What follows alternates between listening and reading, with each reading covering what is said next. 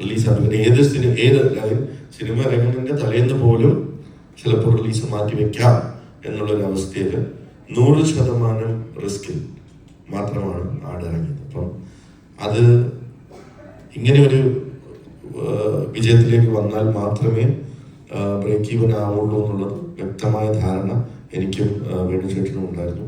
അതുകൊണ്ട് തന്നെ ആ റീസണിൽ ഞാൻ അത്യാവശ്യം ടെൻസ്ഡ് ആയിരുന്നു. ബിക്കോസ് ഒരു 100% അഭിപ്രായം വരണം എന്നായിരുന്നു നമ്മുടെ എല്ലാവരും. പക്ഷെ 95% ഓളം ആളുകൾ ഈ സിനിമ കണ്ടവർ വളരെ ഗംഭീരമായ അഭിപ്രായം പറഞ്ഞു. അത് ഞാൻ ആദ്യ ദിവസത്തെ തിയേറ്ററിൽ ഞാൻ പകുതി സമയം ഉണ്ടായിരുന്നു. പകുതി സമയം ഞാൻ ഓൺലൈനിൽ റിവ്യൂസും കാര്യങ്ങളൊക്കെ കണ്ടു തുടങ്ങിയിരിക്കുകയായിരുന്നു. എനിക്കൊരു പോസിറ്റീവ് റെസ്പോൺസ് ഫസ്റ്റ് ഹാഫ് കഴിഞ്ഞപ്പോൾ തൊട്ട് തന്നെ കിട്ടി തുടങ്ങി. So I was feeling better.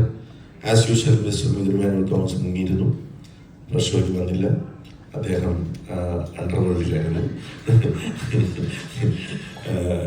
റിലീസിന് ശേഷം എൻ്റെ കോള് വന്നതിന് ശേഷം തമിഴ്നാട്ടിലോട്ട് പോകണോ അതോ തിരിച്ച് കേരളത്തിലേക്ക് വരണോ എന്നുള്ള രീതിയിൽ ബോർഡറിലായിരുന്നാണ് എനിക്ക് വിവരം കിട്ടിയത്.